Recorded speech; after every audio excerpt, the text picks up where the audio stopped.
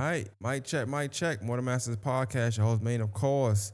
I got a special guest across me, man, Mr. Jukwan Brooks. How you doing? I'm doing good, man. I'm on the More Than Masters podcast, man. So I'm doing great, my guy. That's what I'm talking about, man. Hey, man. So unbeknownst to me, I had actually seen you before and seen you do your work. Cause right now, before I get into that, just introducing yourself. What would you how would you label yourself? What would you label yourself as? I mean, I know you're a young black man, but other than that, like, what would you say you do? Man, I mean, you could say I'm kind of like a jack of all trades. Um, the regular 9 to 5. Hey, I'm a field service technician for Lexmark at Piedmont Augusta. I'm an author that's released my first book, The Boy That Comes From Nothing. I perform poetry.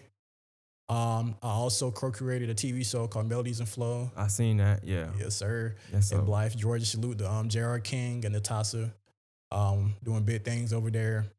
And man, I'm just like a guy that's really just going for everything he visions in his mind. Yeah, that's dope, man. That's dope. So before I get into anything too specific, I definitely want to just kind of get to background of you and who you are as a person and just where you're from. So I will start there. Let's talk about just where you're from when you grew up at. Like, talk about that a little bit. Like, where you from originally, where you was born at. Talk about your upbringing a little bit. Got you. So I was born in Augusta, Georgia, but I'm from Thompson, Georgia. Resided in the Thompson New Project. Salute to all of my people. The 30824. I was raised by my grandparents. I had somewhat of a great childhood, man. Always been like a great student in school. A.B. honor roll student. Always been a guy that always been focused on his goals and dreams. So yeah, I say, I had a great childhood.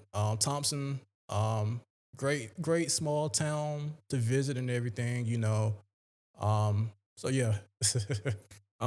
Real quick, so I want to ask you about Thompson before I can't skip over that just because you said something. If you don't want to get into it, let me know. But Go ahead. I know you said you're raised by your grandparents. So what's the reasoning for that? Like, why grandparents and not parents? No, it's okay. No issue. So when I was 2 years old, my dad got locked up in prison. So that's one reason. And then like my mom, with her, she really just couldn't raise me at the time. So she decided to give me to my grandparents, whose ultimately was the best decision that she made for me. So I got ties to that because I have cousins and family that we have that same issue. I have cousins that was growing up in the crack academic, so mid 80s, and their parents was heavily on drugs. So my grandma adopted them and raised them. So I want to ask you, like, did you have any thoughts or any feelings towards your parents growing up because you were raised by your grandparents versus your parents? That's a great question, man. I try every now and then. I got a great question. I ain't gonna lie to you. Every now and then. You the first person to ask me that, but that's a great question. I like that, man.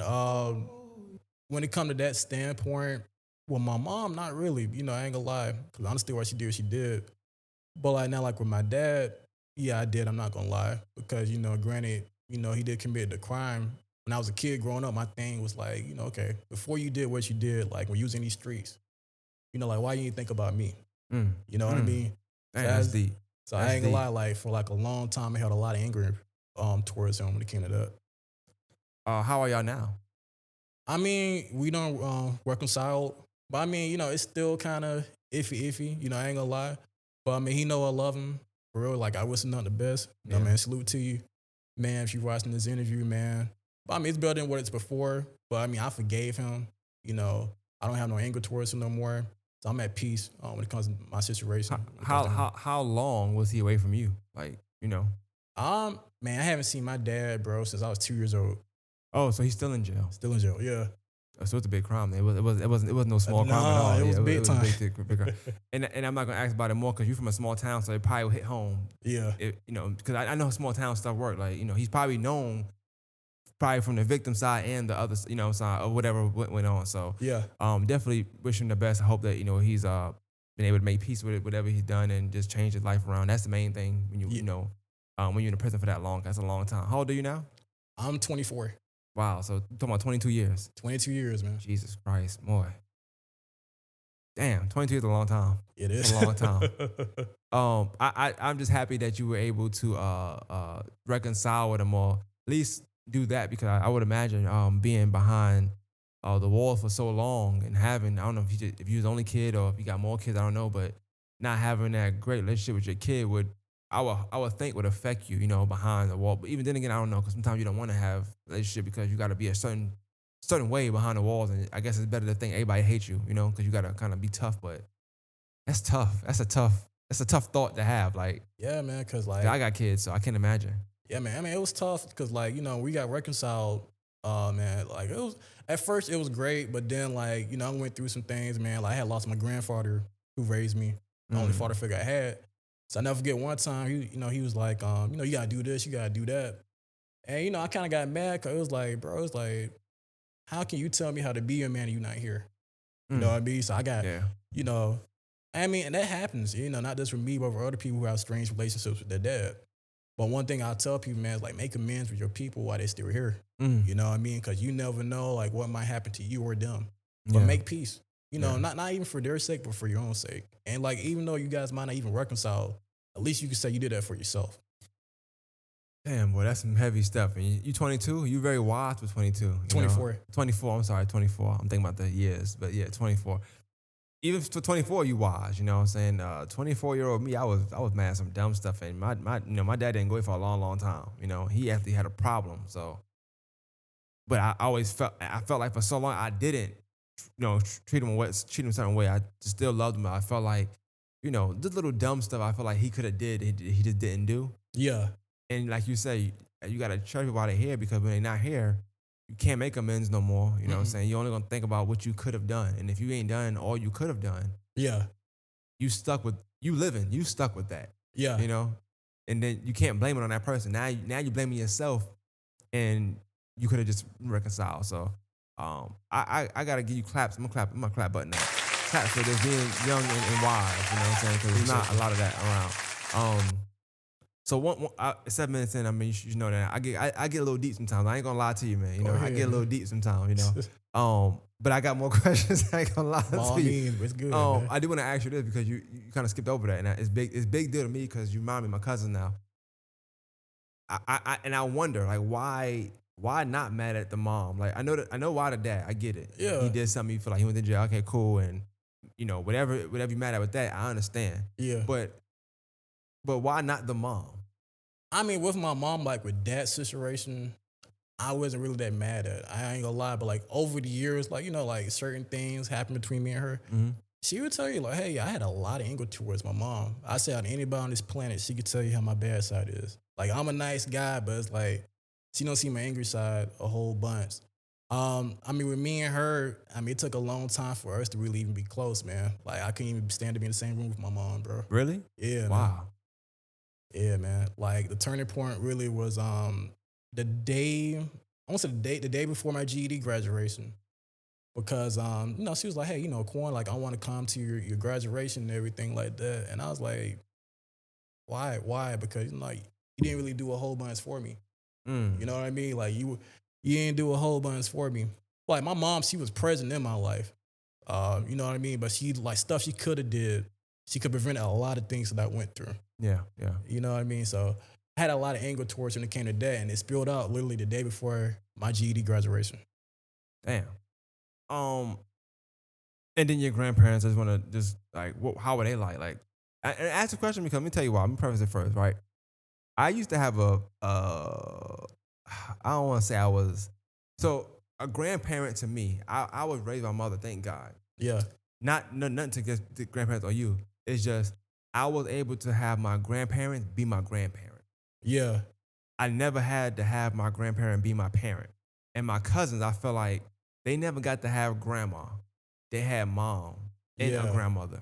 yeah, I had grandma. So grandmas are super nice. yeah, My grandma never told me no.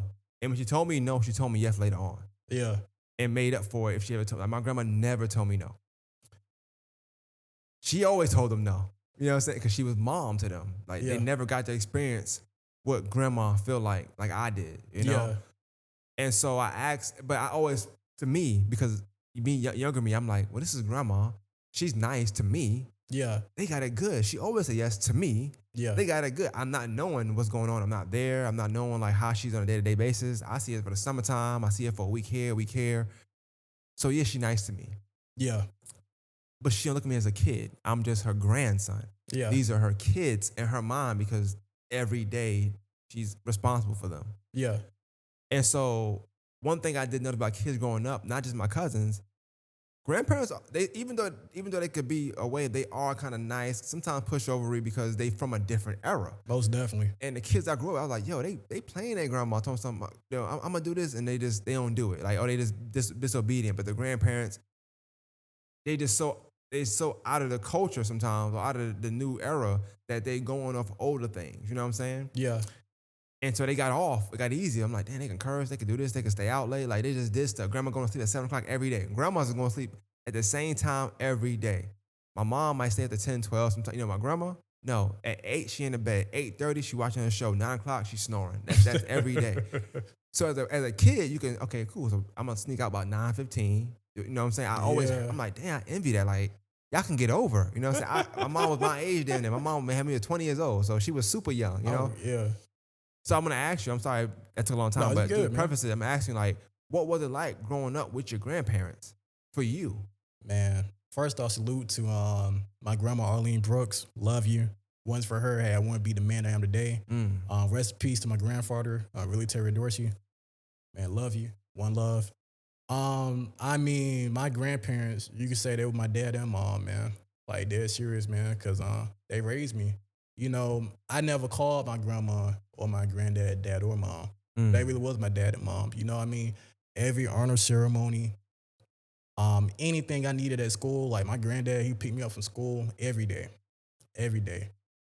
Be with me every day, teach me life lessons that I still cherish to this day. Like my grandfather, he had this quote he always tell me, he said, like, son, like never forget the bridge that got you across, meaning like never forget the people that helped you out Mm. on your journey to your greatness. Um, both were great people. Um, both were hard on me. Both were very hard on me in their own way. Like my grandma, she was very hard on me on the education side.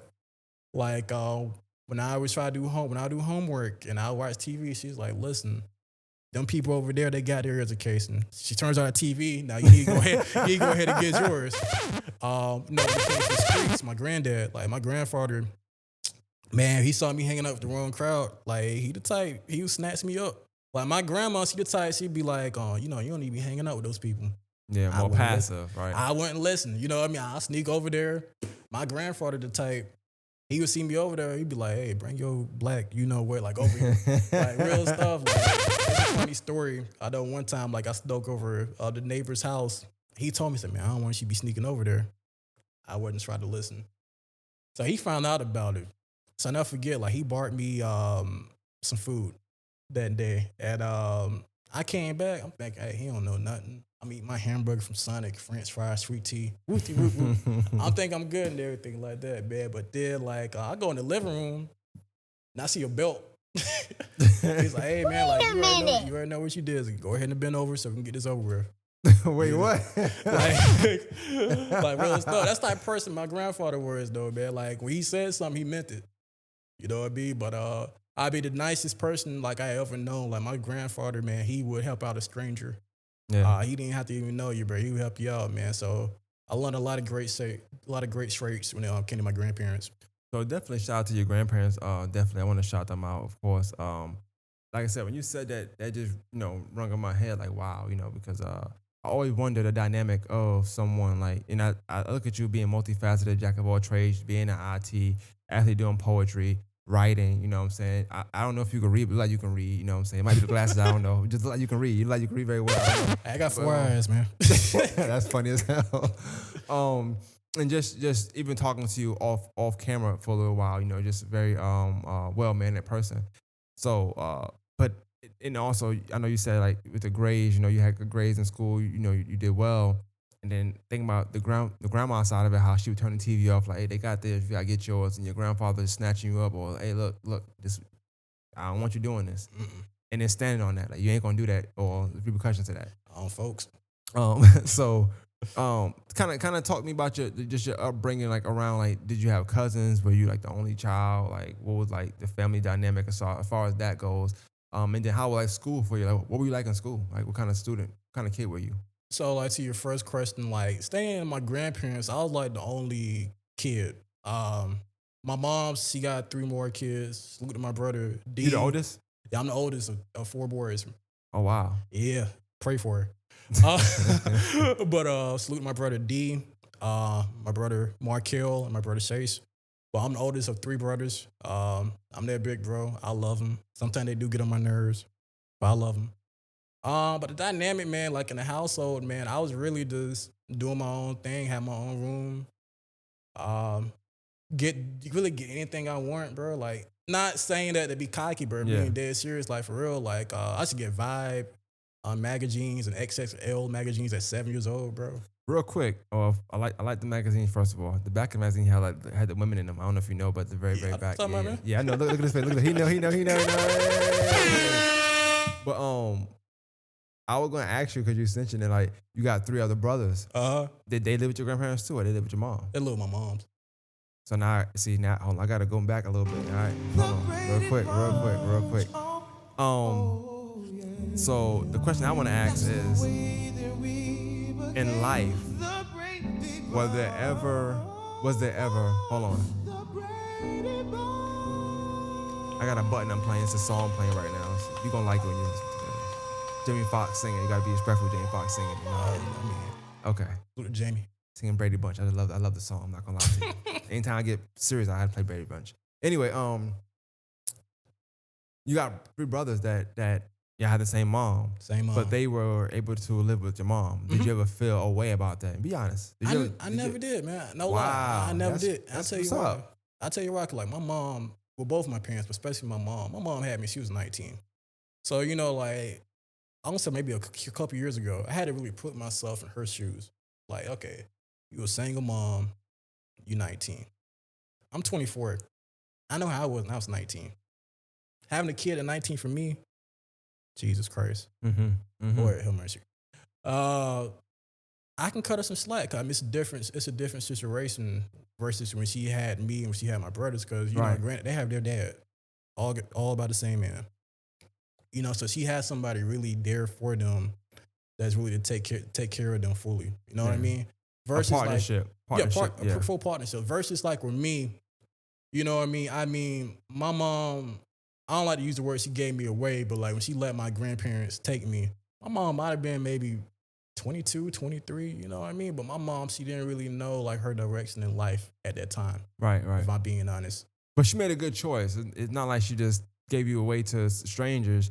She gave you away to the best people she felt like could give you the best life. Yeah, because I feel like here's the thing. Also, I feel like she would have kept me, in my opinion, bro. Like I don't think it would have worked that well, in my opinion. I really don't, if I'm being honest. So like, and looking at her mindset and actually remembering the stuff like back then from that time, she made the best decision. And Yeah. like, I know sometimes like people be like, you know, who could give that kid away? And yeah, I can get that, you know what I mean. But at the same time, it's really like for that kid's sake, sometimes you really got to give the kid away. You know, for the kid's sake, in order for them to have a better life. I definitely agree. I asked you that question because once again, just going back to what I know from my firsthand experience. Um, my uncle, who he passed away now, but my uncle, that was my cousin's dad. Yeah, Um, like I said, his first two, my grandmother adopted. He have a third one with a different woman, man. and they both was also on drugs. And I remember he got off drugs at some point. He lived with us for a little while. When I was like maybe 9, 10 years old, till I was like 12. They stayed with us. And he got off drugs. He was clean. He was just back. He was like his back to what like the clean version of him. I won't say normal, but for so long he was on drugs. That was normal too. So Yeah, clean. He ended up getting his youngest son to be with him.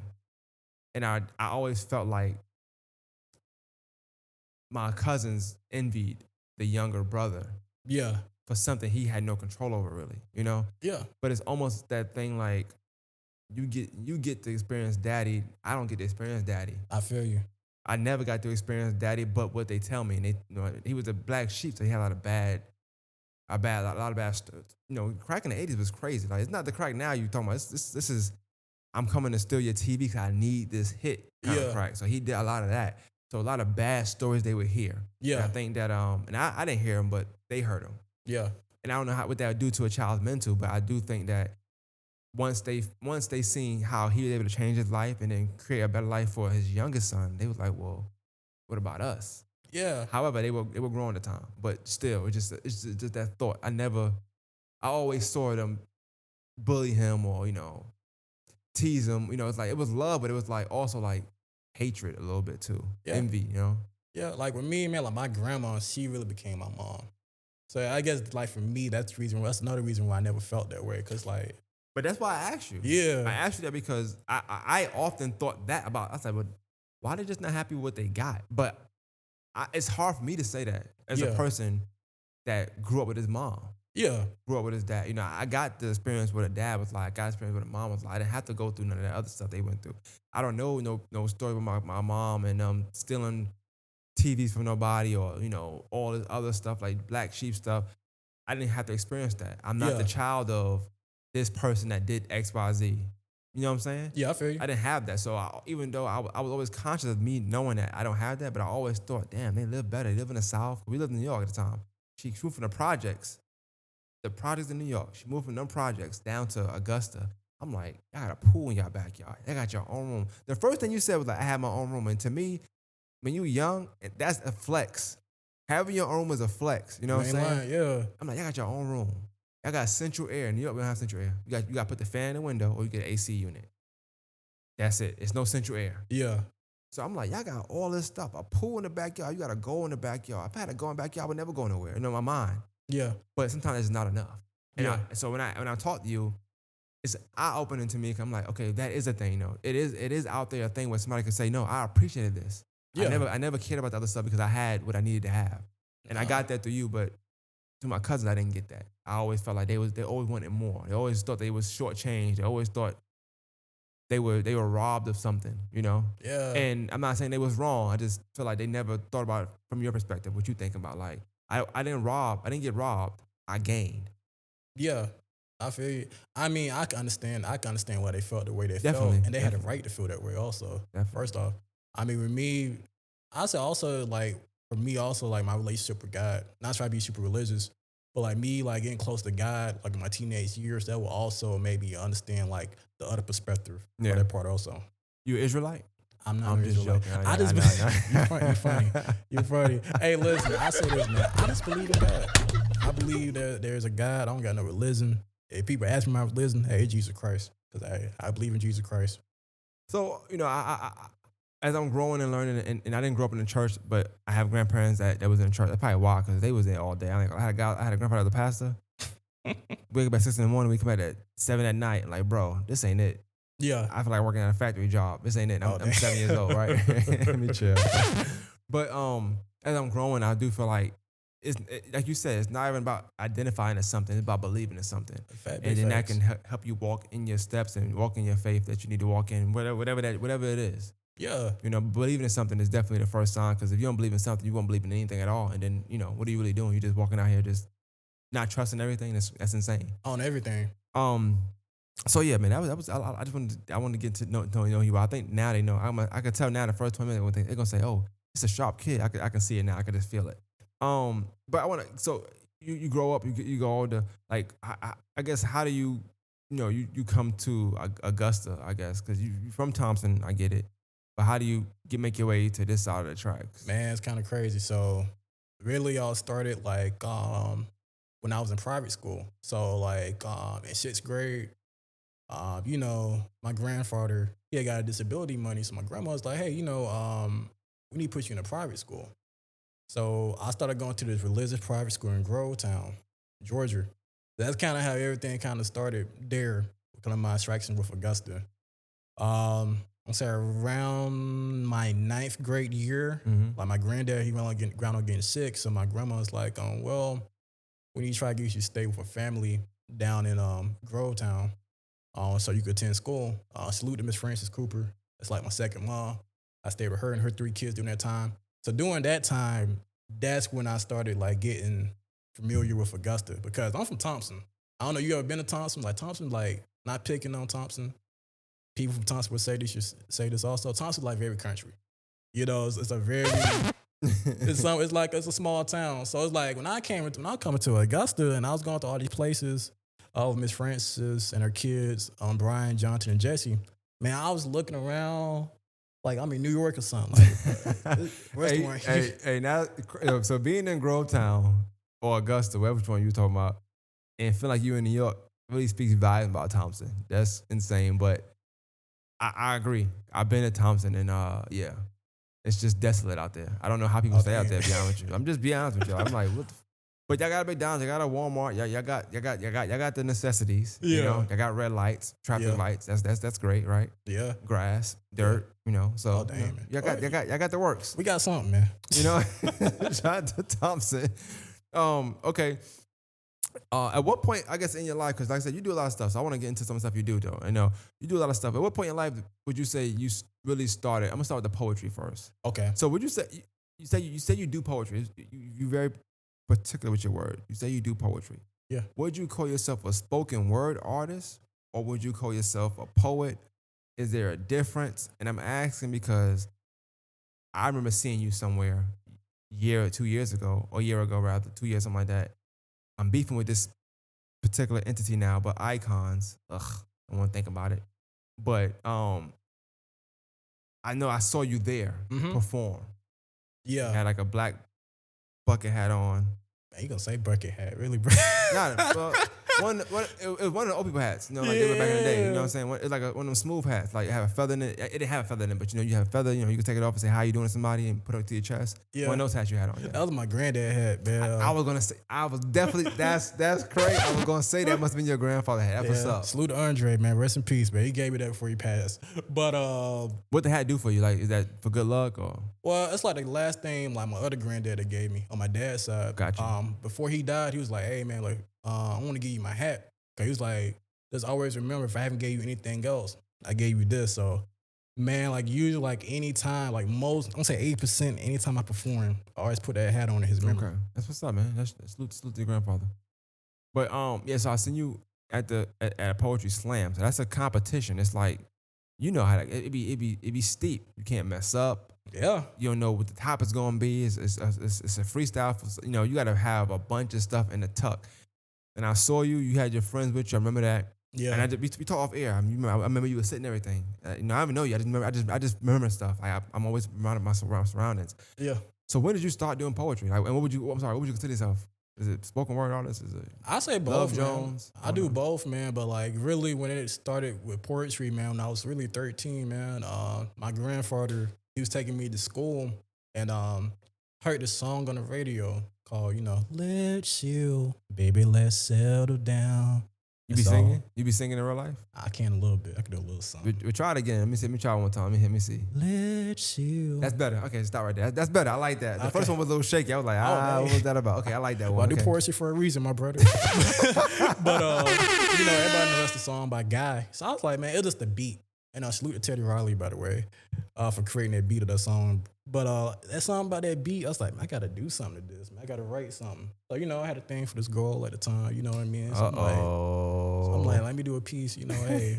Yeah, why you licking your lips looking at me all on top, man? Hey, Hold on. Hey, look, you can be smooth, just don't give me eye contact. That's funny as hell. We caught eyes for a second, bro. I was looking at the camera, bro.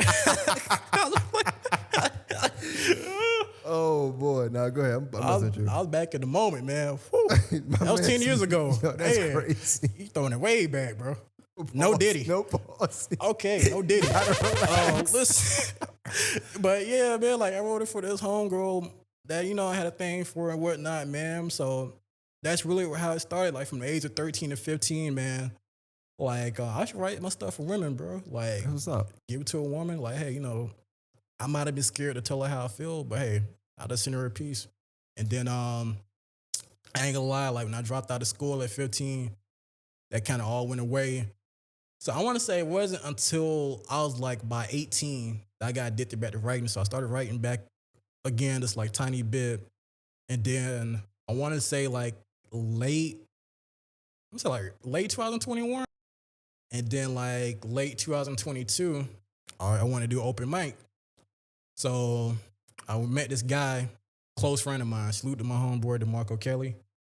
I was like, man, I want to do an open mic because I already see like Love Jones, Lorenz Tate.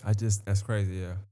I always wanted to be the. I always wanted to do something like that, like seduce the women in the crowd with my words and stuff like that. Cause like not to brag on myself, like I know I got those words to freaking do that. So I'm like, man, I need to find an open mic to do this at. So it's like, icons do one. So like from December 2022 to about April 2023, me and him always said we're gonna go do this open mic.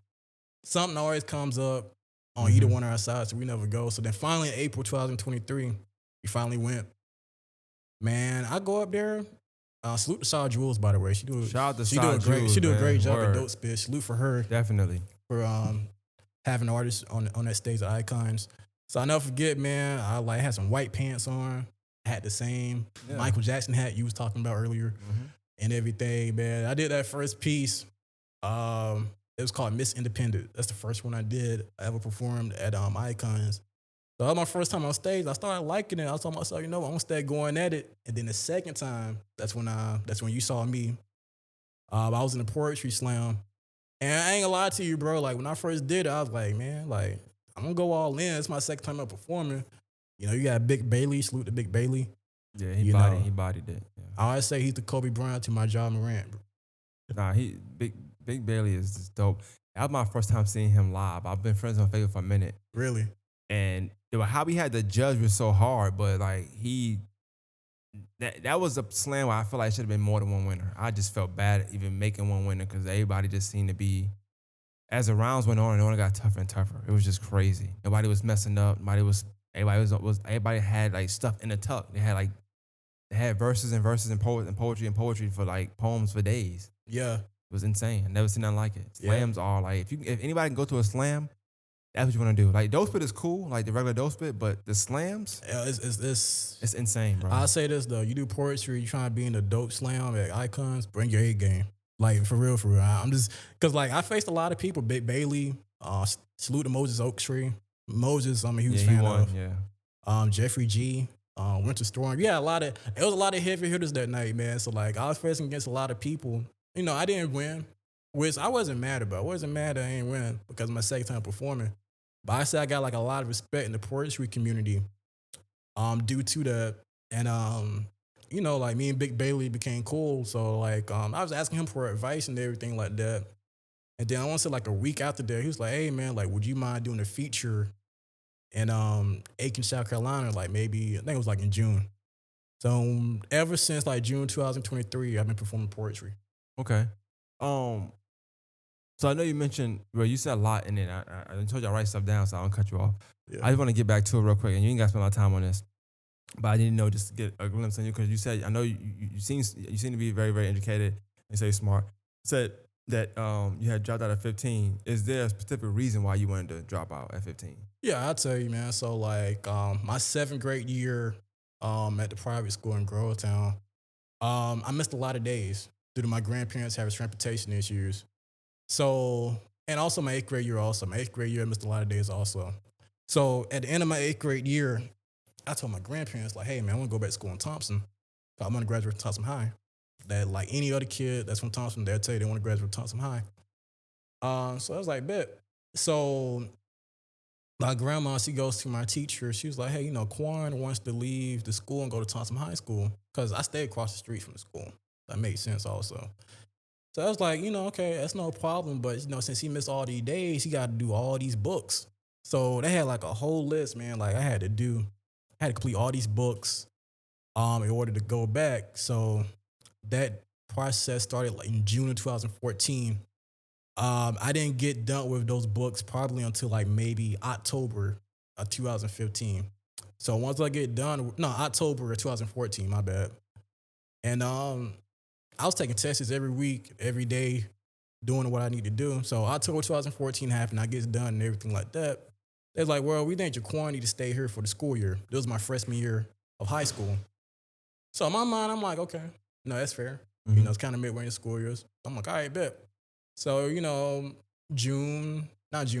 of 2015, done my freshman year. I even completed the school record, the highest patients completed. They mean like I took the most tests out of anybody in that school. So in May, I'm like, hey, look, I'm still trying to leave the school, so I go to Thompson High School. I was like, well, you still got these amount of books to complete before you can go to Thompson High School and be in the correct grade. So still, they gave me another list. So it wasn't until like September of 2015 I got done with that. The same thing happened again. They was like, we think you need to stay here for the school year because we don't think it's wise for you to Mm-hmm. go over here because you might not end up in the right grade. So I'm like, all right, whoop de whoop whoop. So like, I get done again May of 2016 with all my books. They was like, well, you still got this list and whatnot. So I finally completed this list like during the summer before the school year. So I'm thinking I'm good. I'm on the phone with my teacher. It's like July 2016. I remember this like yesterday. So I'm like, hey, like, am I good? Do I got anything to worry about? It's like, no, you good. You don't have nothing to worry about. Whoop de whoop whoop. So my grandma, she started doing negotiations with Thompson High School to get me going to the high school and my correct grade and everything like that. On the second day, I'm looking out my window at my house. I see my grandma with her head down. So when I saw that, I knew something went down. So she was like, well, Quan, I got some bad news for you. She's like, found out the private school you was going to all these 4 years didn't have any academic credentials or any academic credibility. So due to that, I was supposed to go to 11th grade, but due to that private school not having academic credibility, it was like, you got two decisions. Either take a test in every subject from 9th to 10th grade or go back all the way to 9th grade. God damn. Yeah, bro. And so you got to think about it. As I'm telling you this story, like, bro, like from June 2014 to July 2016, I worked it myself almost to death, man. If I'm being real, but like almost to death, like to get to Thompson High Yeah, School, be yeah, my yeah. grade, like for real. Like it was a time I actually went to the hospital, like when I was 14, just to get down these books. That's no lie. You feel me? So like that was like one of the worst days of my life. Probably the worst day of my life. I'm being honest, cause like in my mind, I knew then like I wasn't gonna do that. I was like, I might as well go ahead and drop out. You know what I mean? Cause I was about to be 16 within a month. So I was like, in my head, like, I don't know how to do what I have to do. You know, so I definitely say it's the toughest decision I ever made in my life. Damn. I don't know why when you said it, I thought that maybe you had like you made a bad decision or something like that. It just seemed like they just kind of jerked you around for no reason. Yeah. Did they know they wasn't credible, or it just happened to come up, or They like? know, cause I mean, So let's just say you would have stayed there. Would you have finished from there? Would your no, diploma God, no. would your diploma make sense? Like, you know what I'm saying? Yeah. Nah, man, cause it was some other stuff that happened there, man. Cause I Yeah. mean, it's like I was the only black kid there for like maybe I'm like 2 years, man. Cause like the main reason why I decided to leave, I had wanted to leave before to go to Thompson High School. But my 10th grade year, I never forget, we had a word ceremony. And everybody getting picked for like class president, class elections. And at the time, a new black girl here had joined the school. And I didn't get picked. So I'm looking at everybody that got picked. And then I look across the way. The black girl that came to the school also with me, she didn't get picked also. Mm. So I ain't gonna lie, I felt like, okay, like it's kind of weird. Like your two main black students not on the stage, but everybody else is on the stage. Yeah. Granted, you got one black little kid that's on the stage, but like your two biggest black students in your private school is not on the stage. I feel like it wasn't a coincidence. So I told myself that day, you know what, no matter what happens, I'm leaving the school. Okay. Yeah, that's a lot. That's definitely a lot. That's a lot. I'm gonna get back to the poetry. That is definitely tough though. But with your poetry, like I know you said you started it with how was that for you in school? Whether it's private school, high school, whatever. Like how successful was that for you? You giving your poetry to the women and trying to use that as a way to woo them. I mean, I say it was 50-50, man. Like, it worked it out for me for a couple times. I even had had a couple people, man, like they want me to write something for them. Or like Jukwan, like, hey, get on the phone with me real quick. I got my girl on call with me. I need to say some stuff to her. I'll just spit some game to them, and I had them spit it to their girl also. So I ain't gonna lie, low key, just give some of my pieces to people also. Okay, So they give it to the girl also. Okay. Well, you said 50-50, but like, so whenever it didn't work, did you ever feel down about the poetry, or you just felt like maybe this person didn't like me? That's It all? ain't feel down my poetry. It doesn't make. I say like the second part, like, okay, she just ain't feeling me. Okay. This is cool. It's like I'm type like this. Whenever it comes to women, if they don't want me, it's like, hey, your loss, somebody else's game. You feel me? So it's like I ain't sweating not one bit. You feel me? Um, and then how'd you get into tech? Tech. So man, constantly going to Augusta Tech. So I had got my GED. I was going for my GED at Augusta Tech. I'm saying I was 17. Yeah, 17. So really, I had wanted to go for business management. That's my ultimate goal. Reminder, I'm staying in Thompson, Georgia. So we had this lady, and I won't call her out because she's cool people. Salute to Miss Cook Jackson. She's like a career advisor for GED students at Augusta Tech. So I told her, hey, like I want to do business management.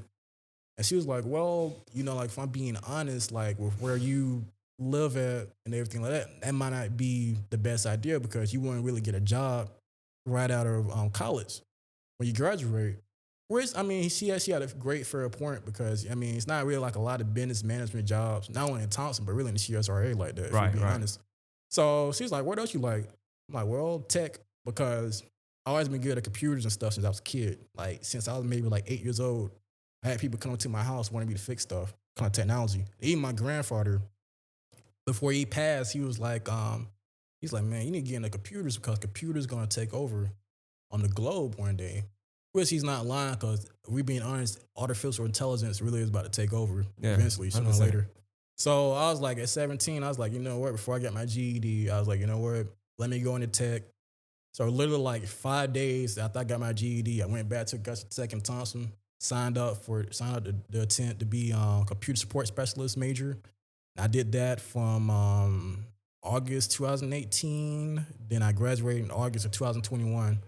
And now I'm a field service technician for Lexmark at Piedmont Augusta. Okay, that's what's up. Yeah, definitely. That's dope. Um, you don't hear a lot of success story with the GD. Most people get them and they just like that's it. They just feel like okay, but you kind of went on and on because that wasn't even your goal. The GED just happened to. That was like a bump in the road for you. That wasn't nothing you just like wanted to do. You just had to make a decision at that time whether you want to start over or just keep going from there. So Yeah, man. I can respect that. Um, but so with the book, can you hold the book up for a minute?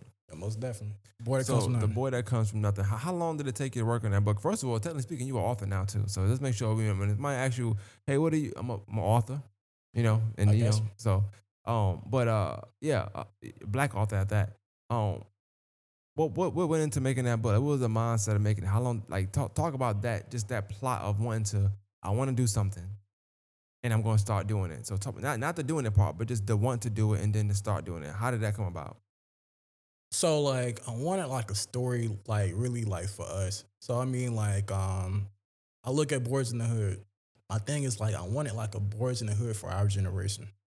Um Salute to John Singleton, by the way. Rest in peace. So I was like, man, I really wrote this book originally as a movie. So I was like, man, I'm gonna make this book into a movie. So man, I create like a whole IMDb account and everything like that because that's how you locate Yeah. contact, Mhm. directors and stuff like that. So I didn't get anybody, couldn't get anybody, man. So I was like, all right, what shall I do? So some of my mind's like, you know what, you got 2 pages written out. You should write this as a book. But some of my mind's like, well, it's gonna take you a good while to write this book because I'm the type of person, like I'm telling a story, I'm gonna give you the full story. I'm not gonna give you the like just a little bit. I'm giving you the full thing. So I think one day I accidentally subscribed to like a publishing company. And one thing about you subscribe to a publishing company, they call you. Mm-hmm.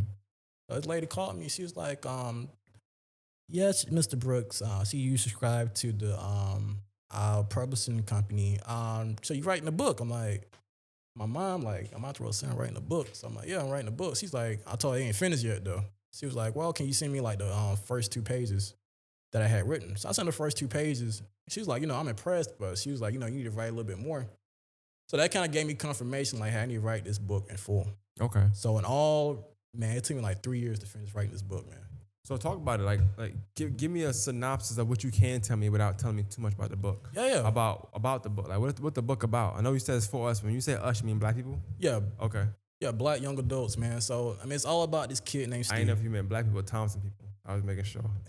You got jokes. You got jokes, man. We need to take you to open mic one day. One day, man. One day I'm gonna do it for real, for real. Yeah. But anyway, man, it's about this kid named Steven. Steven, he was this good kid growing up as a kid, His dad been in prison like most of his life, but raised by his mom. A honor roll student in school and everything like that. Even leader of his debate team in high school. Top notch student. But then, strategy, like bad things happen when he turned 15. His mom rounds up getting breast cancer at the age of 15. Damn. So, she loses her job. So now Steven's wondering, like, okay, my mom, she don't got no job. We living in the hood. What shall I do? He in the streets. He get hooked up with his best friend, Darius, who is a drug dealer. So, he's like, you know what? Let me start selling dope. So he drops out of high school and starts selling drugs.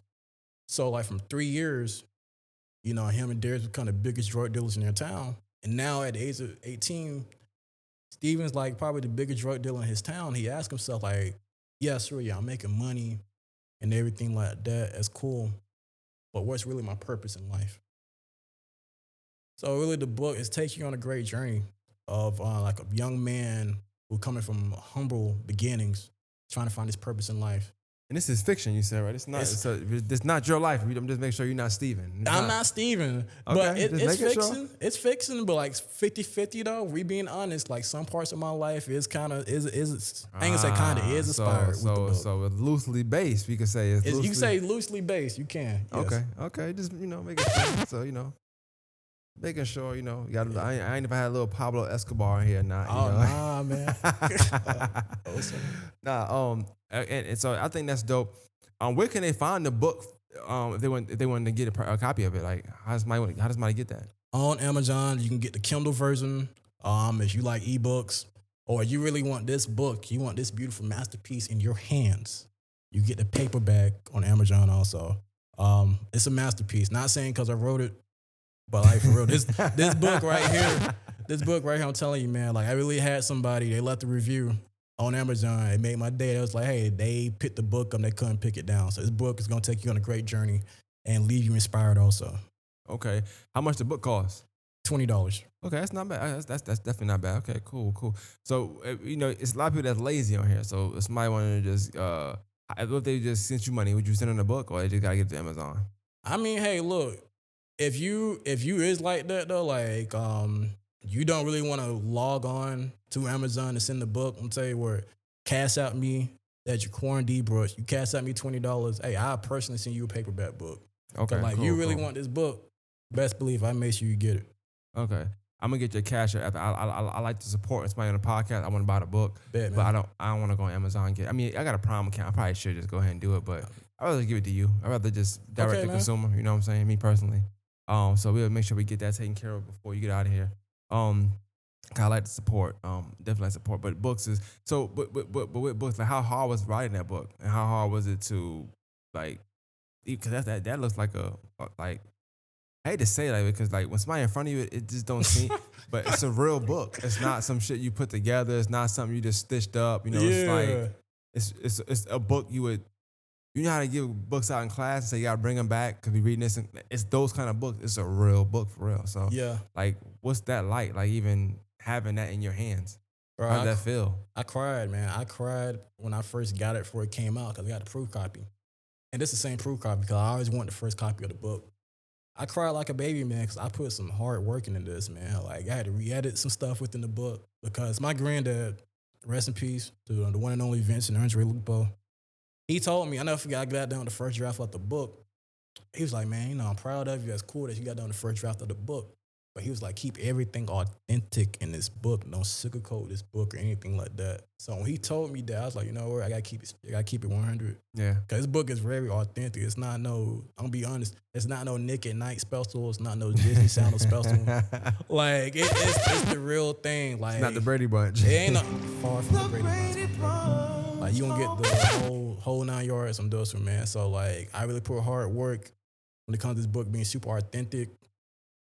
Like I said, it took me 3 years, man. Like, also I want to say salute to my homeboy, Joshua Allen. He did the cover of the book. I didn't do the cover of the book. The cover is fire. I like He the did. cover of the He book. did that. I got to give him props because I only told this man the plot. I only told him the plot of the book. He created this. That's dope. He didn't even read the book. That's dope. I like that. Yeah. I definitely like that. I know you're into some other things, and I want to definitely focus on the book because I think that's just super important to me. And I want to commend you for even going through with that. Sometimes people would write stories And I know a lot of I know one particular someone who's a writer, and like they write so well, and I just wish they could publish a book or just publish that book per se that they've been writing. But once again, it's years, and you changing stuff. You got to change this. You got to make sense. So you can't rush greatness. But you know, seeing somebody actually go through it and getting a book that thick published is great. Um, but you into more things than just the books. Like I want you. I want to ask because you're a poet. You do poetry, so I look at you as an artist, and even writing books is art. From the artist standpoint, like what like how do you view artistry? Like, how do you view the process of making art, the process of studying art, the process of the creation, whether it be you writing poetry, you writing a book. Like, what's your process like for all this stuff? Man, I love your questions, man. It's some deep questions. I I love be it. trying, bro. I I promise. love it, man. So I'm not gonna lie, like for me, I break it down for you. So like when it comes to like the book, it's all about like the vision that I have, man. So like for me, it's like I like to write down like what I vision in my mind. So I'm not gonna lie, I'm one of the type of people like I watch like a lot of stuff to inspire me. Like with this book right here, I say it's two movies that I watched that inspired me to write with this book. It's Good Will Hunting, which is my favorite movie of all time, and Boys in the Hood. So I'm not gonna lie, like, hey, I use some characters within there, mainly Will's character from Good Will Hunting and Cuba Gooding Jr.'s character in Boys in the Hood Mhm. inspired me with the book. So I do take inspirations from stuff when it comes to creativity. But poetry, on that part, kind of my artistry, I listen to '90s R&B, man. I play some 112 Cubit or some music, Soul Child, man, some D'Angelo, some Neo Soul. I let like the beats, not the lyrics, but the beats of the songs, like Instrumentals, yeah. yeah, get to me, man. So I create like a So masterpiece. you write poetry to R&B instrumentals and just hmm music, that vibe. Yeah, man. I do some hip hop too, man. Like some Mos Def, you know what I mean? Like Brown Sugar, for example. Like I love the movie, but I Yeah. love the song though. Like the Brown Sugar song in the song, like Brown Sugar, y'all, yeah, y'all. I'm a huge Mos Def fan, but I yeah, like like Most Def too. yeah, A lot. man, I like a movie called Carmen, the hip hop, bro. That's just me. I love the movie. bro. I ain't gonna lie to you. I love it. That's crazy ending I though. love the movie, bro. But I liked most that made me like Most Def more because he was so smooth, and I felt like the rapping in there was it was really Most Def like. I feel like he wrote On the whole thing. To be folks. honest with you, like I'm like, yo, everything is fire. That's coming. Like I like Most Def. He's a good actor. He's a good artist. Like he's one of them guys that like don't get talked about a lot, but He he does a don't lot of great. He does a lot of things well. on everything. Even a comedy. It's a movie with him and Jack Black. I watched. I Be Kind Rewind. That's the Yeah, name. yeah, yeah. I love that movie, bro. I love Most Def. I do. I can't. I'm not gonna lie. I can't spit you a Most Def verse right now, but I like him as a entertainer, as an artist, so to speak. Yeah. So I do like that. That's funny you mentioned Most Def. That is crazy. But so I know you said so. Get like for '90s. You said you like '90s music, right? What's your top? Like, give me a top five. Like not top five. Gotta be Just give me top five songs you like from '90s. Like what's some songs you like from '90s? Top five Yeah, songs. you say. I know you said Cupid 112. Come on. Cupid 112 is of course. Keep it on tap. It could be hip hop and R&B or just R&B. Yeah, R&B, whatever. I don't care. All right, hip hop. I gotta put this one there on Tupac. I ain't mad at you. I feel I like like that song. that's gotta be number 4 for me. Number 3. Let's see. I'm a huge Brian McKnight fan, so anytime I gotta put that in there. Number 2. Let's see. Number two. It's a man. You asking the best questions, man. I wasn't prepared for this. They say that in the area sometimes. They say I'm the best question. I don't know if they tell me here. Man, I gotta say DMX slipping. Only reason being because that song inspired me. It really Okay. did. Helped me out a Okay. lot. So salute, rest in peace to the dog, bro. To the ex. For real, for real. Then let's see who else. Who else I consider in that top 5. I love the Jamie Foxx first album. Cause you mentioned Jamie Foxx earlier, so now you got me thinking about Jamie Foxx. So I just gotta give like a special honorable mention when it comes to that. But like number 1, man, I said like my favorite '90s song, man. I'm gonna say it's kind of don't laugh at me. I'm gonna say Jagged Edge. I gotta be. I don't know why. Like that's one '90s song. I don't care where I'm at. Man, I have the windows down, sunglasses on. I don't have to have nobody. I don't have to have nobody. That song come on. I Nah, gotta be nah. the one you love. Oh, oh, oh. All right. You Now feel you me? better start. You better not start. But nah, Jagged Edge is the dope group. 112 is a dope group. You made some good songs, so that's a good top five. I just wonder. I like a lot of R&B. I won't just push myself to the '90s, but I do think '90s was probably the most. When you think about that kind of R&B, it was the most what's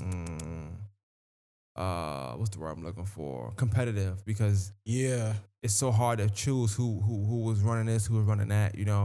Like you got your top people, like you got your Mary J. Blige's. Yeah, she ran her era. You got even the groups.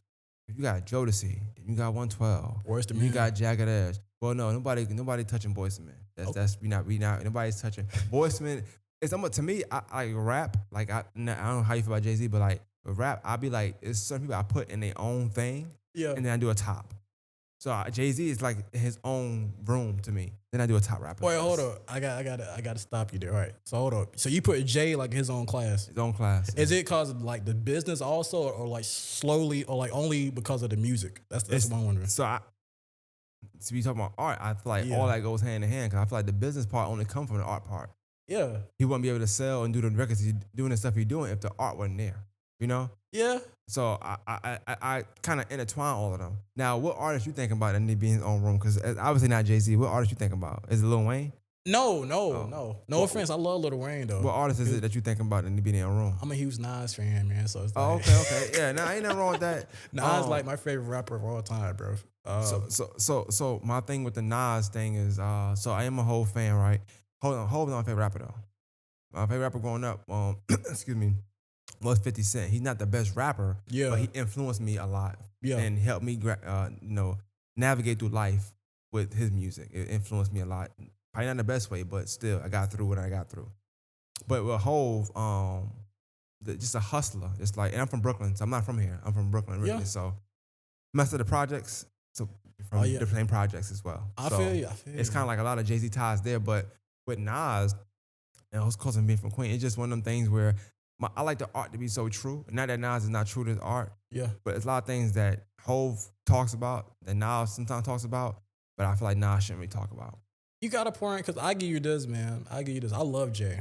I like the Blueprint album, in my opinion. In my opinion, you can make a great debate. It's probably the best like rap album of the 2000s. One of them, Yeah, one of them. because like you don't know. Like that's my hustle anthem. Turn my music high. Hi, High. hi, Yeah, I know. hi. Yeah. Like so, I give you that, man. Jay. He told you he came into this mother 100 grand strong, not Yeah. to be exact, grinding G packs. But no, seriously, I do like Hove. I like Hove, but not like my favorite. So I say this. I want to make sure I'm clear because you're a Nas fan. Hove, I like Hove. That's my artist over Nas on any day. Me personally, Yeah, but my favorite song, my favorite rap song of all time, is "If I Ruled the World" with Nas and Lauryn Hill. I like that, That's man. my favorite song. Not rap. My favorite song of all time is "If I Ruled the World." I rule the world. Imagine that. Imagine that. Yeah. So I love Nas like for that. But my thing is I'm also like I always had good grades. I always been smart. No respect to anybody that like Nas. I just feel like because of that alone, Yeah. I never needed Nas to teach me anything. And I I think feel you. it's almost like the Kendrick Drake thing right now. Like people like Kendrick a lot. And I like Kendrick. Don't get me wrong. He's a good artist. But I think sometimes he's too preachy. I don't need that. Like I know stuff already. Like Yeah. nothing you're gonna tell me. I'm not gonna be like, oh my God, he said what? Queen Elizabeth. I know about this already. Yeah, When I hear the music, I don't want to hear that. I want to hear the most ignorant stuff probably possible. That's what I like to hear in my music. You know what I'm saying? I feel you. But make it make sense. So that's my only thing with the Nas. I feel like Nas sometimes come off too preachy. But if I were the world, one mic, you can hate me now. Like those, I could read you something. I could spit some Nas bars now. I'm not a Nas hater. I spit something there. You know, it ain't hard to tell. I excel, then prevail. You know, Okay. come on. I know Nas. You know what I'm saying? Yeah. But nah. You know, I just feel like I'm a bigger Hov fan. That's all. It's just if I had to drive somewhere, and you say it's a Nas or Hov, I'm putting Hov in because I know I'm gonna like more Hov albums than Nas albums. I can give you that because I'm not like I'm a Nas. Nas fan. albums ain't the greatest. I mean, yeah, I can give you that because I ain't gonna lie, I'll be the same way because like Nas my favorite rapper because the lyrical content, I love his lyrical content. But you was to ask me the same thing, I'll say Jay also. Yeah, I just feel like and that's why I asked about artistry because artistry, when you think about it, so often we think about it's so one dimensional. Yeah. It's like, oh well, this person's the better lyricist, right? Like you mentioned Jagged Edge. You say in that song, come on, that's artistry. You know why? Because in that studio when they made this song, they knew that already. Yeah. It's a guy in it. That's why I like R&B more than rap sometimes because it's so collective. People joke on Drake for this collective stuff or whatever, and they don't get on Kanye West or whatever. That's another story though. But Kanye, Drake, that do this collaborative stuff. But when you think about what they are and what Drake is so close to R&B, it makes sense sometimes. Yeah. R&B is that. We talking about Jagged Edge. They didn't write that damn song. Jermaine Dupri. You got Jermaine Dupri. You got Brian Michael Cox. These are people that make a great song, but also the feeling. They might not make the beat. Okay, this person make the beat. Temptation. You ever seen the movie Temptation before? Yeah, yeah. For a long time, you probably think Temptation. Oh my God, they sung My Girl, but that's Smokey Robinson's song. Yeah. Mm-hmm. You know what I'm saying? But it's the wherewithal to say it's artistry. It's the wherewithal to be like, hey, I got this tune. It's a nice instrumental. Okay, it's the song. It's the lyrics. Yeah. This group should sing that well. Because why wouldn't 112 sing that song versus Jagged Edge? Not saying they couldn't do it. Yeah. But it's a Jagged Edge song. Yeah. You know when you hear a Jagged Edge song, Promise. You talking about I Gotta Be One. You got Promise. You got He Can't Love You. You got Good Luck Charm. You got Walked Out of Heaven. You got all these songs that they all sound like you want to just sing to your girl. Like, you know what I'm saying? Like, Yeah. if you don't have one, you're going to just grab somebody. Hey, yo, this is for you, baby. You know what I'm saying? On folk, on everything. And you see how I did? I looked away from you? I just looked away. You know what I'm saying? I don't want to give you eye contact. You know? Man. You know what I'm saying? But nah, seriously, I think the art form is important. And so when I asked you these questions because of your poetry and how you approach poetry, I wondered that too. Like, with your approach to it, is it ever, or would you ever be open to doing collaborative kind of poetry? Is that something you ever into? Is it just one of the things where, or do you talk to a girl, might be your girl, just somebody you talk to, your homegirl, somebody you like you spit this to them, and it's like, how would you feel if somebody said this to you? Like, how do you know, like, what you saying is what a woman wants to hear? Oh yeah, so actually, this guy done doing a collaboration piece. I just performed it at the Arts of Augusta yesterday. Arts and Arts? Yeah. Okay. Salute to my good friend Malika Daniels. She's doing a big thing out of Columbia, South Carolina. Me and her got this piece called My Vow that we did. My Vow? Like Yeah. Valentine? Yeah, Okay. it's a love piece. You know, I mean, with that question, I don't mind collaborating with people. That's not an issue for me because my thing is like this. If I'm a fan of yours, like let's say for example, like you do, let's say maybe you did poetry.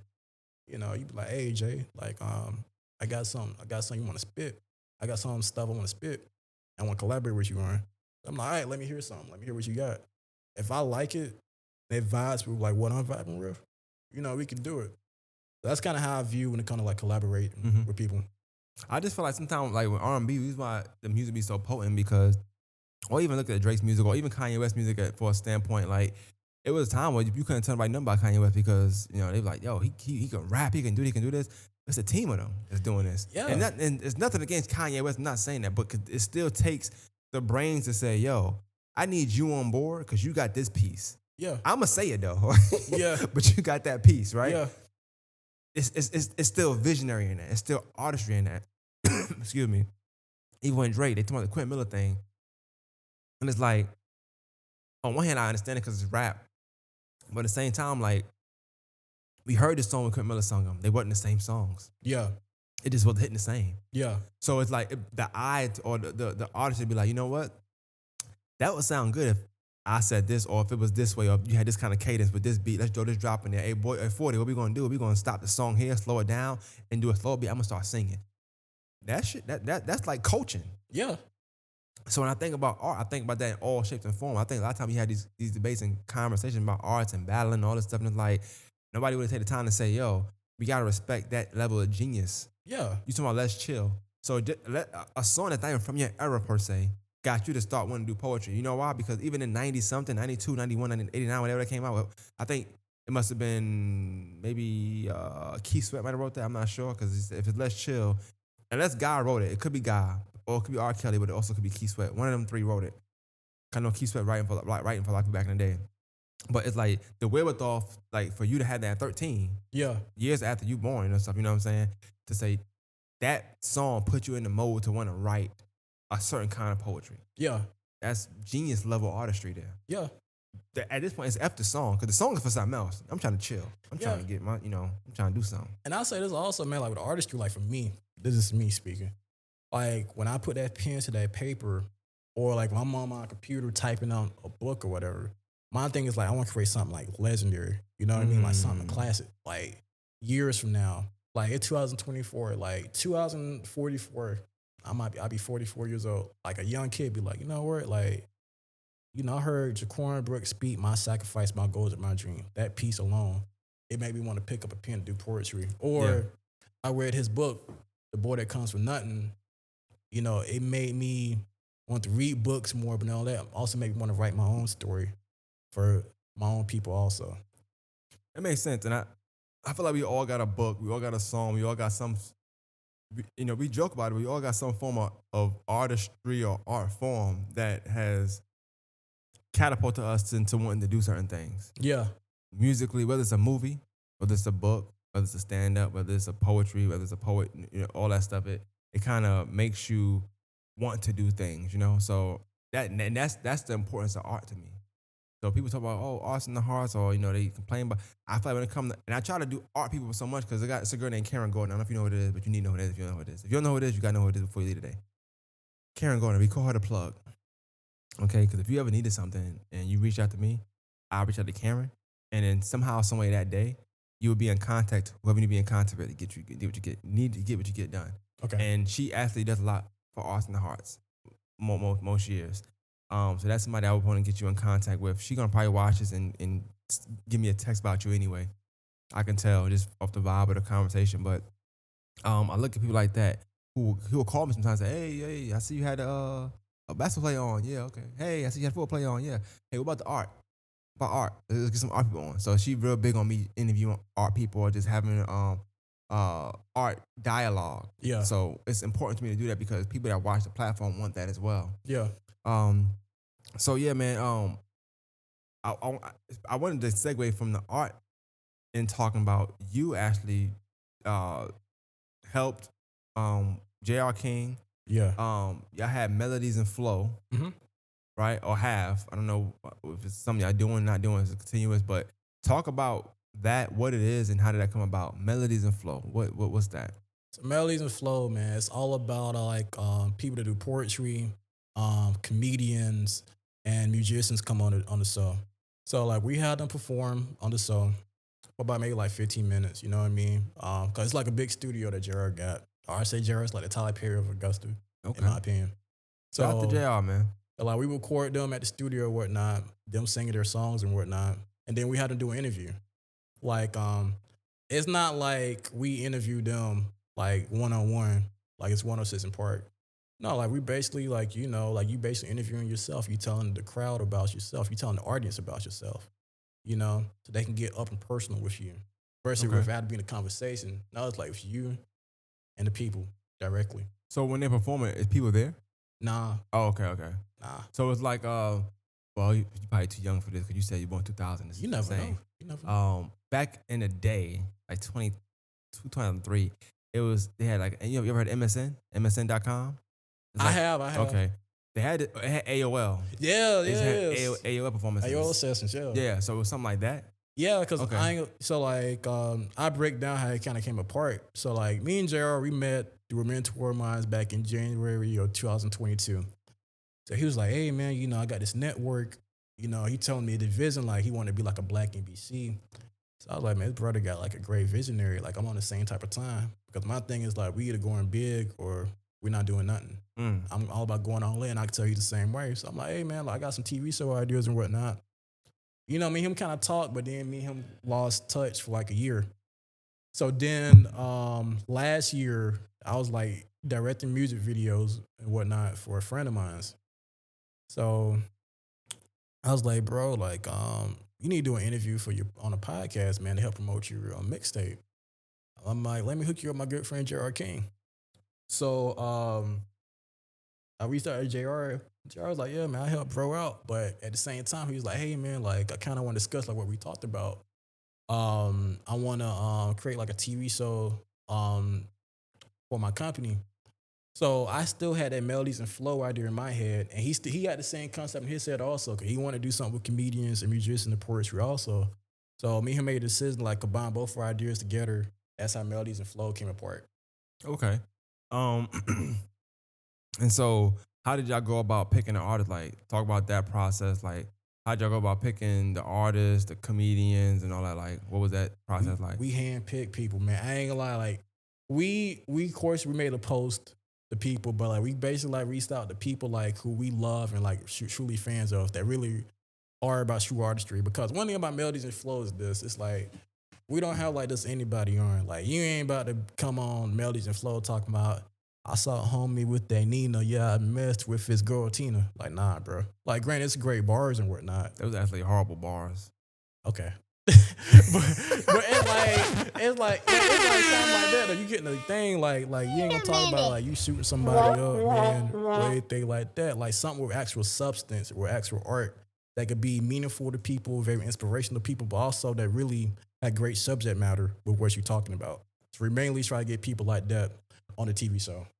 Okay, I like the idea. I remember when I first seen it, I know the 125 studio is J.R. King because I watch his stuff.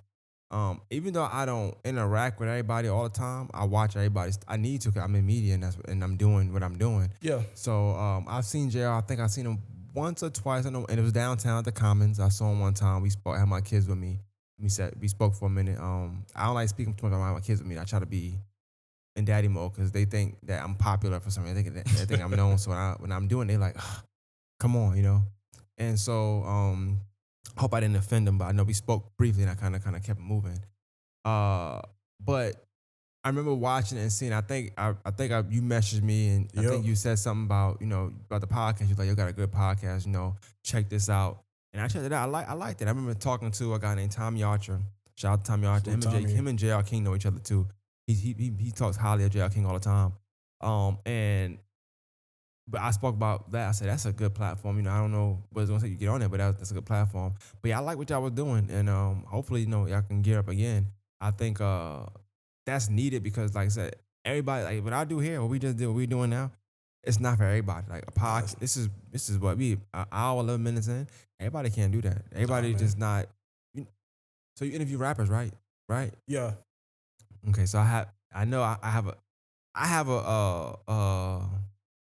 a reputation for not wanting to have rappers on. Okay. My reasoning for that is just because true artistry, for one. Okay. Don't talk about all this money you got, all the stuff you're doing. And when it's time for a video shoot or this, you can't do $50 or you can't, pay for the services. That's gonna piss me off. And I ran when I used to shoot videos, I was running to that. Yeah. I'm like, so you got all this money, but you can't $50 is too much. Is it your money? That's number one. Number two, I just don't like the way they approach interviews. They try to be too cool sometimes. They're not really in interview mode. They're not wanting to tell stories. It's a lot of whoop the whoop. I don't know whoop the whoop. Whoop the whoop is like really it's like 130 words sometimes. Yeah. I want you to take all 130 words. This is an episode, it's a podcast. Like this is for you to get this story out. Yeah. So how you were telling the story about the Thompson about you could easily say, look, man, I was doing this stuff at school, man, and one thing led to another, and I just had to choose to drop out and get my G. You could have said that. You didn't. You gave me the whole story. Yeah. I did this, I did that. That's what I want in a podcast, Yeah. And with artists, sometimes rappers, definitely you don't get that. You get a lot of the cool side of them because they so busy trying to. So what's your poetry name? My government name, Jukwan Brooks, because when I speak, I want you to know it's coming from me. Okay. Well, let's say it wasn't, right? Yeah. Then when I interview that person, I'm interviewing that person. I'm not interviewing Jukwan Brooks. Yeah. And I think that'd be the problem sometimes because even though, yes, you're another person, you're who you are, not you, but the person, I want to get that side of the rapper as well because in this day and age, people only gravitate to your art if they can gravitate to your story. Yeah. I think also, man, I think it's personality, man. I think the saddest thing when it comes to some artists is their ego. They get so caught up in their ego, they actually live their ego. So like they do like a public appearance or they do an interview on a podcast. They get so caught up in their ego, like they don't even recognize who they are. Yeah. So it's like they can't even be that person, that they once were, like that normal person. So I Facts. believe also that's the other issue. I definitely agree with that. I can definitely see that. What is if any issues rather with the melodies and flow? Because this is media that now. Because even though you're an artist, this is the media side of the art, and it's still artistry. Yeah. But if the media side of artistry is so different than being the actual artist. Because once again, you the forefront. Like right now, the camera's on you, ain't on me. Yeah. It's about you. You know, you the artist, but I'm on the media side of this, right? Yeah. So how was that reversing? Like, how was that when you were on that side? Like, what did you like? What didn't you like? I actually loved it, man, because one, like I love marketing. So I love marketing stuff. But it's really like finding talent and giving people like a stage to perform on. So that's the main thing I loved it for sure. The main thing I didn't like is like, hey, you had some artists like you get them a platform to perform on, but it seems like they're not very appreciative of what you're doing. Mm, And I mean, you've been doing this in 2016. So I know you done dealt with this also. yeah, I just feel like as an artist myself, but also as somebody that's on the backside also, it's like people give you a platform, like so appreciation to them, man, because one, the person don't have to do it for you. They really don't. Second, like you never know like what might happen. Like you feel like you on this high horse, like, oh, I'm doing him a favor, I'm doing C a favor. Hey, 2 years from now you could fall off and you might be begging yeah. for this person to get you on. You know what I mean? So like, man, really think about like decisions that you make before you make them, man, because you never know. You never know. So like really as an artist speaking to this camera, like really be careful with your decision and like really recognize who you truly are. Not a gimmick or not an ego. Really recognize who you truly are. So I think you hit the nail on the head with that as far as with artistry, especially in you think about a small city or a local city. A lot of times we can take the local fame or popularity to our head and the ego, and then we feel like I said, the nerve of anybody. I don't care how many followers a platform got to think that they're doing a platform a favor Yeah. when we all just here. We Yeah. all just here. You know, Yeah. it's not like you going out, you getting 10,000 a show to be somewhere, be here on a night on a weekly basis. Yeah. We all here. Big You know, facts. so the favorite thing is kind of I'm with you on that. But once I feel like you feel like you're doing that, that's when I'm a feel away. If you think that, that's fine. Just make sure I don't know you think that. You know. Yeah. But also, I told you off air, I got this thing I do where like I'll make some clips sometimes. Sometimes I get super excited. Like I got so many notes right now with my thing. You see I'm writing the whole time. Yeah. Got timestamps and stuff, that I want to make clips. Some stuff is just IG story, I know it can be 10 seconds. Some stuff is like reels. And I get mad because you write all these things down. So I might not make all these clips tonight, but I know I got at least 20 things down right now. Yeah. So let's say I go home and make 10 of them, right? So first 2 days I'm posting, you share the first one and second post. The minute the person don't share one that I tagged them in, Yeah. it's a wrap. Because then I feel like, I don't know if you feel like I'm overloading you or if you feel like you just can't post that much because they're posting because you're on social media. So Yeah. like, why wouldn't you share this? Like, what are you missing that you're not sharing this? And then I feel like I need to stop wasting my time. Yeah. So I wouldn't say unappreciative, but I definitely feel like if you neglect yourself, why would I keep pushing yourself? Because you Big neglect, facts. it's you. I Yeah. ain't getting none out of this. I don't. It's your story. You know what Uh-huh. I'm saying? I'm just trying to. We talk about artistry and things coming together earlier, right? So when like Brian Michael Cox or JD or Diddy or whoever, like any producer, um, whether it be Babyface or Keith Sweat, like they wrote the song, but they wrote it for you to sing. You know what I'm saying? You Uh-huh. don't perform it, that's on you. I'm not going to just keep pushing it. Nah, yeah. My job is to put you in the best position and put the best clips out that I feel like I Yeah. seen. That's why I'm coming to play at. Mm-hmm. Your job is to just give me the best content and then afterwards promote it because it's you. Yeah. You Big know. facts. And I think on the media side of it, media side of artistry, that's all we ever really want. We just want the artist to be able to integrate their following with our following, and we can kind of build from there. Yeah. That's the goal. And then in the process, that person's story gets told if they Yeah. tell it right. And I think what I've ran into sometimes, not all the time, but sometimes it's like I'll be overly excited for somebody's episode, and obviously they not. Because they were, once I tag them, they be sharing it, Mm-hmm. So then you got to fall back, like, I'm going to chill. Yeah. But we get, on the other side of it, on the artist side, I don't know, you let me know how kind of artist you are, but on the artist side of it, I guess, people get so caught up in the views and likes. Like they'll share it and then they'll take it down because they feel like, oh, it didn't get enough likes and views. But it's like, yeah, it's not gonna get it now if you take it down either. Now it's 0 likes and 0 views. You know what I'm Yeah. saying? Yeah. Like just keep pushing. If you tagged in, if we collaborated, like you said, collaborate on IG or something like that, if you collaborated, the more you do, the more people go to your page. Big Sometimes facts. I'll pin. So I got videos for days though, but I got a video on my top of my Facebook. It's me and my daughter. I'm doing a Q&A. It's a little snippet. Somebody liked it today. I said, you know what? In honor of that person liking it or loving it today, this was months ago, but he loved it today. I'm gonna put the full thing out. I never put the full thing out because I try to keep my daughter's content intimate with us. Mhm. But I'm like, I can put it out. I never put it out. It's a good 15 minutes. Yeah. But just because somebody went to my page and saw that and said, let me heart it, you know what I'm saying? But had I said, damn, this ain't getting enough likes and took it down, never would have hearted, never would have saw it. Yeah. You know what I'm saying? So I look at it like that. I don't look at it, I don't care about the numbers too much in this, to the sense where I feel like I gotta let it take over my actual art. And Yeah. that's what people do sometimes. I think they get so caught up in the numbers and the business side of it that they forget it's an actual art is slow sometimes. It is. Yeah. Art is slow. Art is, art is like love making. It's not nothing quick. It ain't, it ain't a quick wham bam, thank you, ma'am. It's super slow. And if it's done right, it's gonna be super, it's gonna feel super good. No, big facts. So, yeah, man. I'm sorry, I know that tangent, but when it comes You to art, I cool. like to talk about I art. It's love just it. I my love it. thing, bro. And I know that this is it's dope to have the artistic conversation with somebody who has both. Like you got experience on both sides, the media side and the art side. Art side is dope. Yeah. It's dope when you main attraction. It's cool to show up and just get asked questions. It's cool to show up and perform. It's cool to show up and get the praise when you do have a good showing. You know what I'm saying? But also that production side is tough when because you doing this is a well put together interview. You did great answering the questions. I feel like I did a good job asking them. But then I think I gotta go home, edit it, make sure I got it right. It's so much stuff that go into this that you gotta. It's time consuming.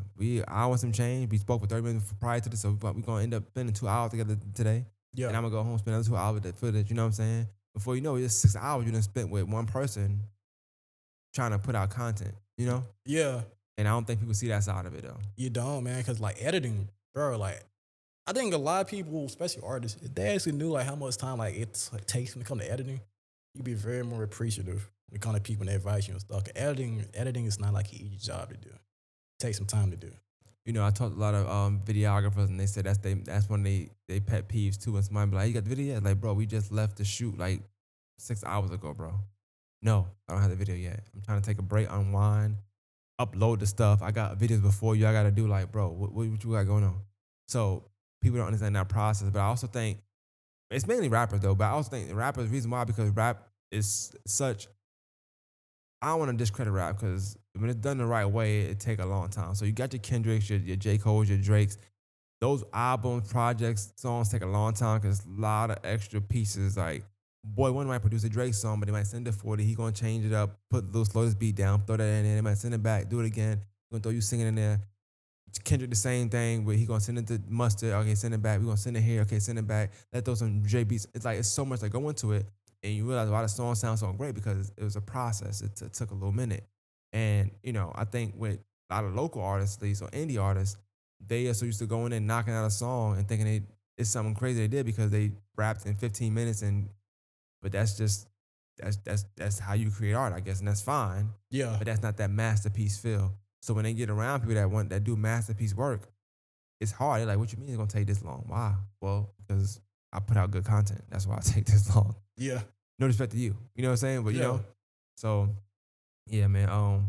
But I definitely, I enjoyed talking to you, man. It's good. I knew it was gonna be good all day. I don't know why. I just knew I was like, it's gonna be a good conversation. Even though I had never spoke to you personally, Yeah. I just thought about the times I saw you, and I thought that was you at first. And once you confirmed it, I said, okay, cool. And then I thought about the message you sent, and I just thought about even your email. I thought your email was dope. I read it, and I went to sleep because I work overnight. So when I got off, I went to sleep. Yeah. And I woke up, I said, oh, I gotta respond to email because it was a good email. I screenshot and everything too. I didn't post it, but I just screenshot it because like I always tell people like, that's what I like. People email me and like they present themselves in a certain manner. It's hard for me to be like, I don't know. I'm like, damn, this is dope. I like Yeah. this. Cause like, man, I ain't gonna lie to you, bro. Cause like, I was watching. I want to say it was like one of your last episodes. You was like, you wasn't taking guests at the time.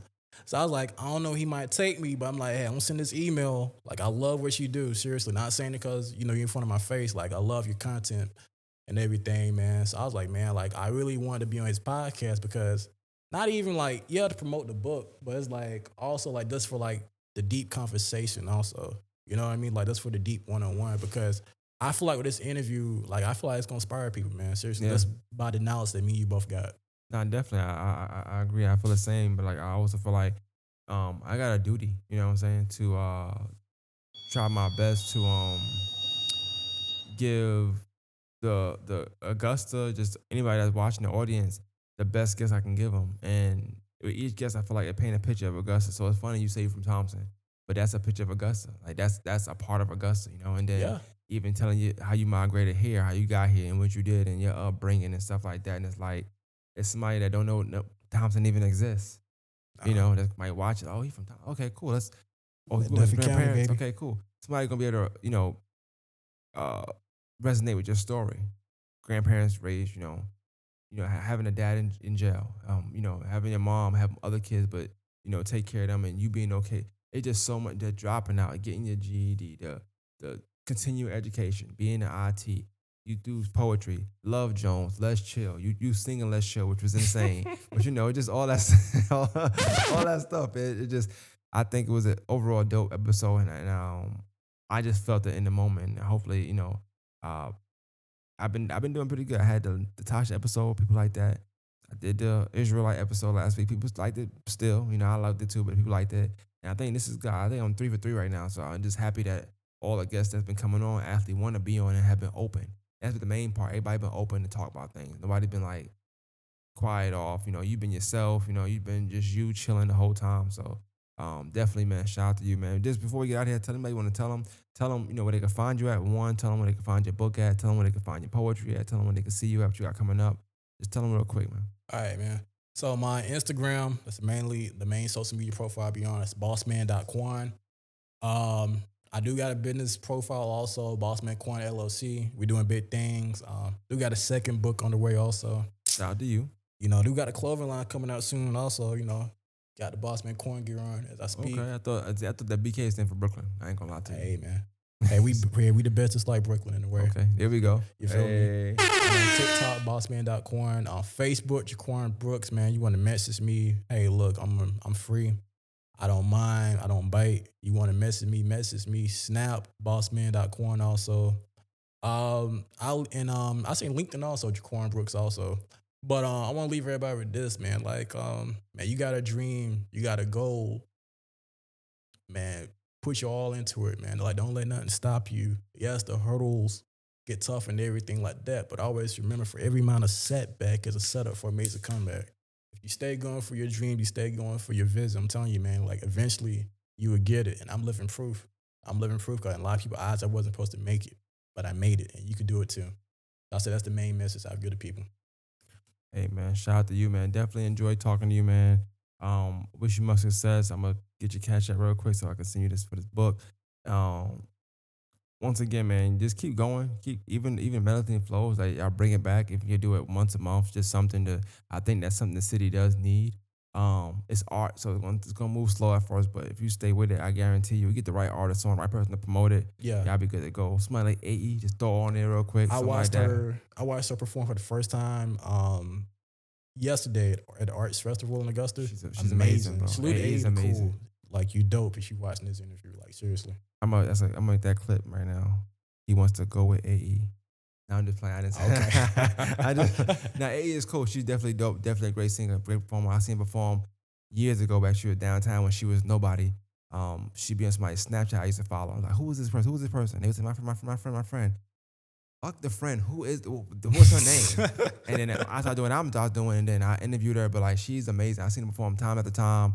During COVID, she had one of the best runs. She was doing this thing on Instagram, and she was doing mashups. Oh my God, it was insane. Like, she was having like Money Trees playing, and she would be singing Lauryn Hill. It was insane. Like, the shit she was doing I just didn't see it being done nowhere else. So definitely shout to AE, man. Shout out to AE, man. That's an amazing artist. Yeah, man. But somebody like her get on the show, I think y'all do well. Almost definitely. I can't sing, I can't rap. You know what I'm saying? I just look cool and I talk. So if you ever need somebody to look cool and talk, I'm your guy. We got you. Other than that, I ain't got nothing for you. Okay. I can shoot basketball. That's about it. We might use that for something one day. But yeah, man, this was definitely dope, man. I appreciate you coming through definitely again, and more Matt's podcast, man. We out. Be breezy.